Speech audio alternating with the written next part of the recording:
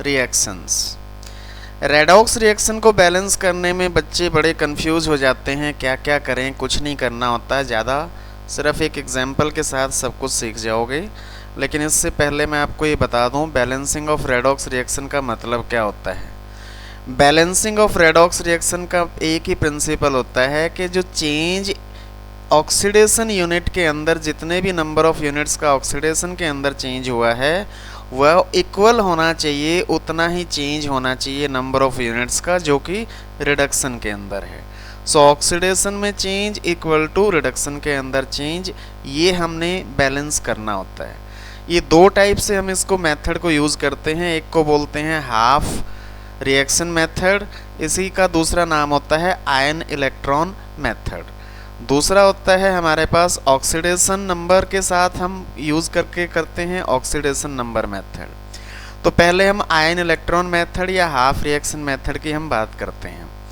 इसके अंदर सबसे पहले जो है स्टेप्स की हम बात करेंगे। पहला स्टेप क्या करना होता है कि जो भी हमारे को रिएक्शन दी हुई है, अनबैलेंस्ड इक्वेशन जो हमें दी है उसको आयोनिक फॉर्म के अंदर लिखना, आयन की फॉर्म में उसको लिखना, नॉर्मल रिएक्शन को स्टेबल मॉलिक्यूल्स की फॉर्म में नहीं लिखना होता है।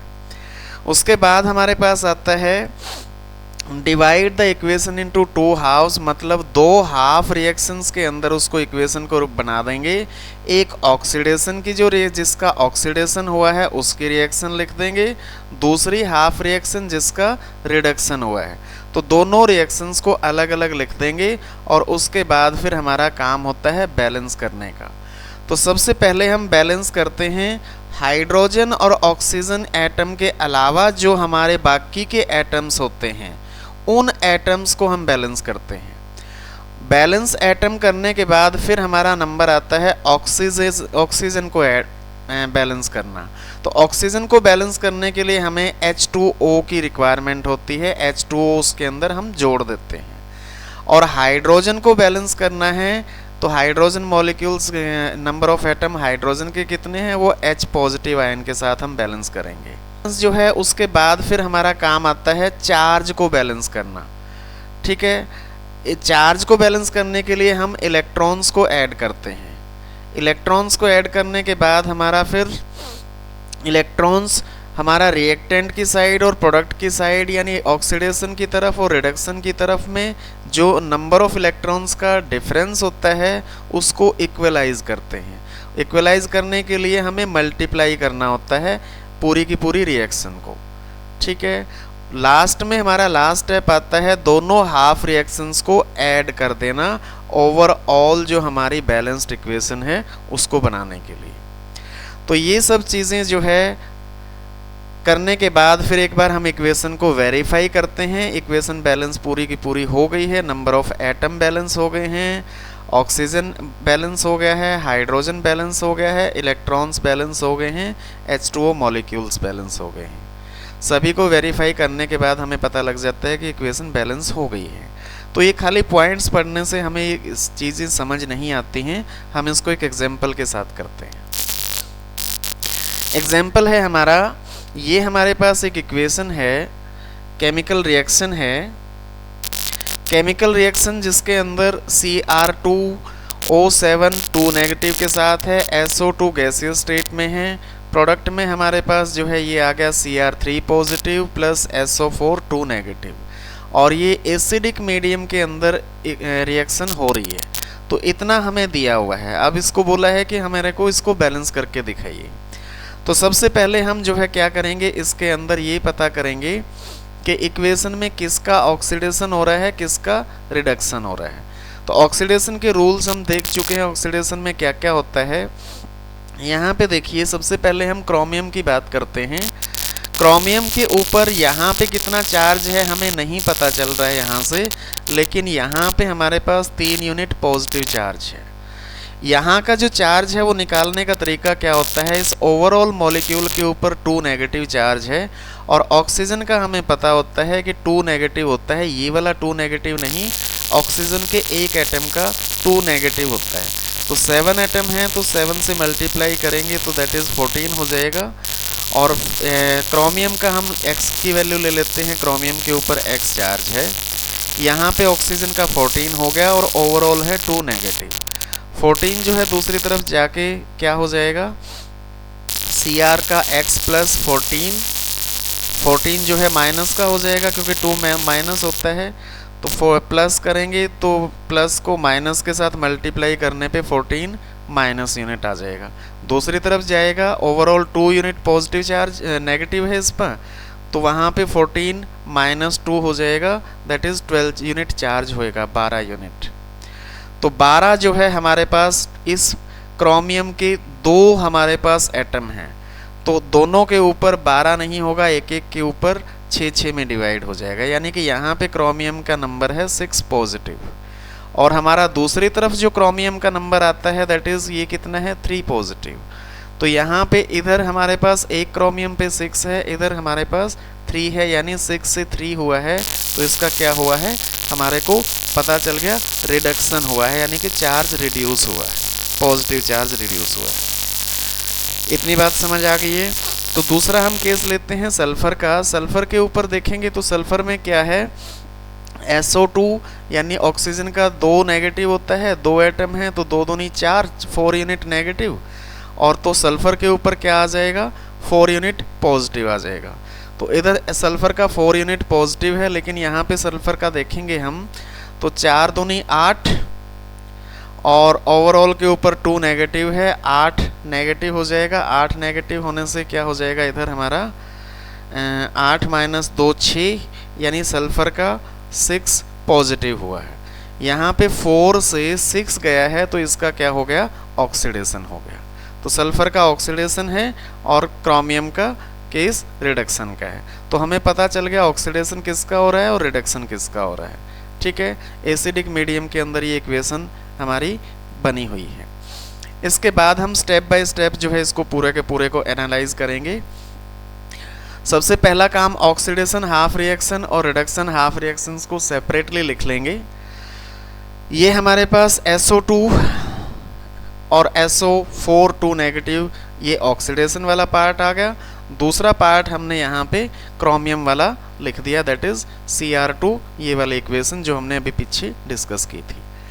तो सबसे पहले क्या होता है, बैलेंस किसको करना होता है, एटम हाइड्रोजन और ऑक्सीजन के अलावा जो एटम हैं उनको बैलेंस करना होता है।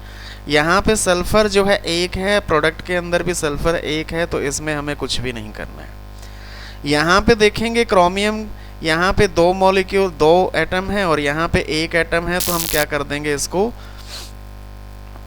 इस केस में क्रोमियम के आगे हमने 2 से मल्टीप्लाई कर दिया, तो यहाँ भी 2 हो गए और यहाँ पे भी 2 हो गए, दोनों क्लियर हो गया। सल्फर के साथ हमने कुछ भी नहीं करना था।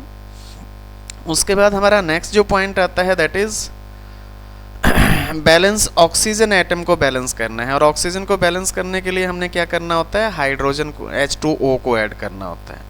यहाँ पे देखिए ऑक्सीजन कितने हैं, 2 हैं, यहाँ पे ऑक्सीजन हमारे पास 4 हैं, तो क्या करेंगे हम, यहाँ इस तरफ हम 2H2O ऐड कर देंगे। 2 ऑक्सीजन हो गए, यहाँ पे 2 ऑक्सीजन हो गए 4, तो यहाँ पे ऑक्सीजन इधर भी हमारे हो गए 4, तो ऑक्सीजन बैलेंस हो गया हमारा।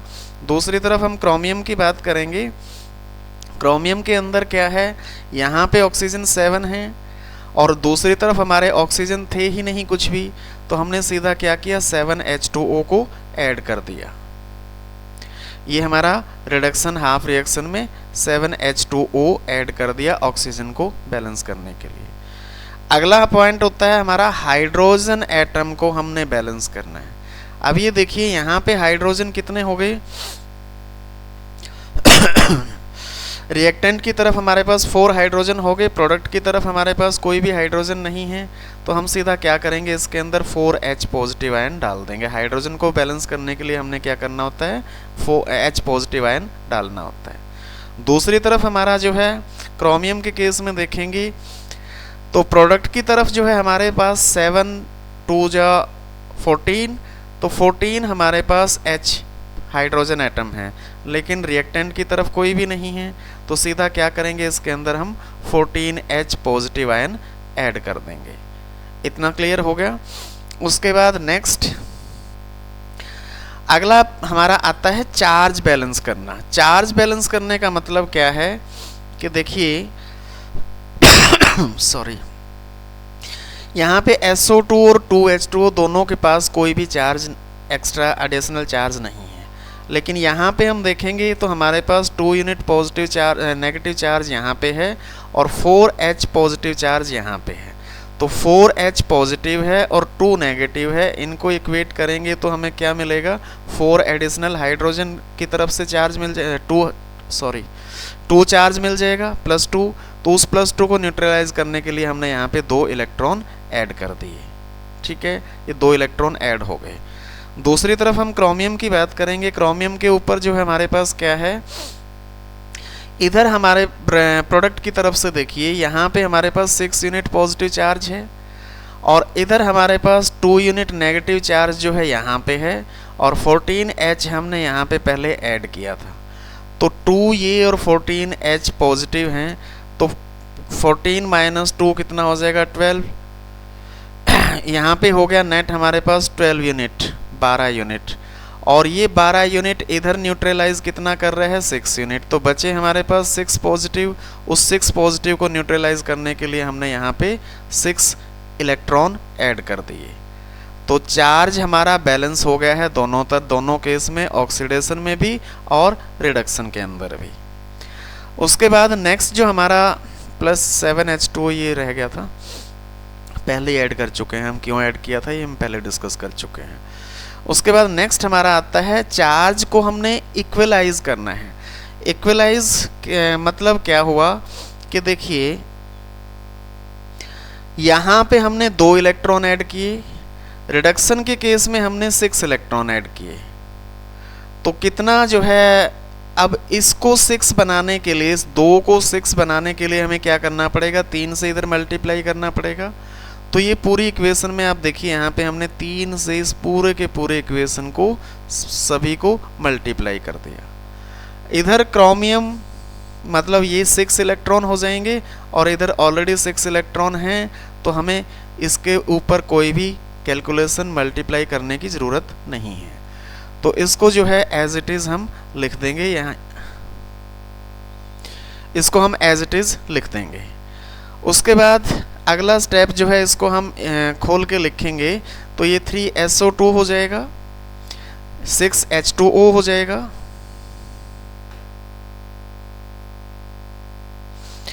3SO2 + 6H2O और 3SO4, 3 से हमने सभी को मल्टीप्लाई कर दिया। तो यहाँ पे 6 इलेक्ट्रॉन हो गए। इसी तरह से नॉर्मली जो है ये वाली इक्वेशन तो सेम एज इट इज़ आएगी जैसे थी। उसके बाद अगला काम क्या होता है, हमारा ऑक्सीजन बैलेंस हो गया, हमारा हाइड्रोजन बैलेंस हो गया, ऑक्सीजन और हाइड्रोजन के अलावा जो एटम थे वो बैलेंस हो गए, चार्ज बैलेंस हो गए। अब लास्ट हमारा स्टेप होता है कि हमने दोनों ऑक्सीडेशन और रिडक्शन की इक्वेशंस को ऐड करना। ऐड करने के लिए हमने क्या करना है, देखिए सबसे पहले हम यहाँ से 3SO2 उठाते हैं। 3SO2 जो है यहाँ से लेंगे। दूसरी तरफ हमारे पास रिएक्टेंट की तरफ जो है SO2 की फॉर्म में कोई भी नहीं है, तो हमने एज इट इज़ 3SO2 लिख दिया। उसके बाद 6H2O की बात करें तो 6H2O यहाँ पे हैं रिएक्टेंट की तरफ, यहाँ पे कोई नहीं है, और दूसरी तरफ यहाँ पे प्रोडक्ट के पास है 7H2O। तो ये वाला 6H2O और ये वाला 6 जो है आपस में क्या हो जाएंगे, माइनस हो जाएंगे। तो हमारे पास बचेगा एक H2O और वो किधर बचेगा, प्रोडक्ट की तरफ बचेगा। तो इस इक्वेशन के अंदर हमने यहाँ पे H2O लिख दिया है। ठीक है, उसके बाद हम क्रोमियम के पास आ जाते हैं।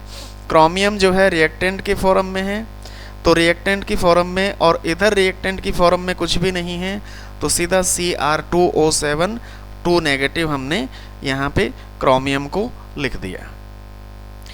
उसके बाद हमारे पास उधर आता है 14H और इधर हमारे पास इधर 14H है हमारा रिएक्टेंट के केस में और इधर है प्रोडक्ट के केस में।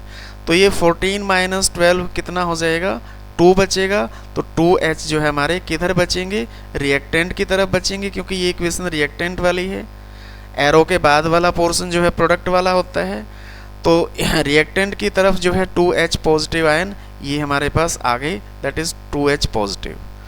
उसके बाद हमारा नेक्स्ट जो है रिएक्टेंट की फॉर्म में बात करेंगे, तो यहाँ पे हमारे पास जो रिएक्टेंट है 3SO4 और उधर हम ये प्रोडक्ट के केस में, प्रोडक्ट में 3SO4 2 नेगेटिव, उधर कुछ भी नहीं है तो 3SO4 2 नेगेटिव आ गया, ठीक है। उसके बाद 12H जो है हमारे बैलेंस हो चुके हैं, प्लस 6 इलेक्ट्रॉन इधर हैं, 6 इलेक्ट्रॉन प्रोडक्ट में है और 6 रिएक्टेंट में, ये इसका प्रोडक्ट में है और इसके रिएक्टेंट में है, तो दोनों एक दूसरे से कैंसिल आउट हो जाएंगे, इलेक्ट्रॉन का काम खत्म हुआ। उसके बाद हमारा दूसरी तरफ देखेंगे Cr3 पॉजिटिव, 2 एटम्स हैं, तो एज इट इज 2 एटम्स जो है यहाँ पे हमारे प्रोडक्ट के केस में Cr2 2 इंटू Cr3 पॉजिटिव। और H2O जो है हमारा कहाँ से आया था, ये 7 से, और इधर हमने 6 से बैलेंस करके माइनस करके यहाँ पे लिखा था।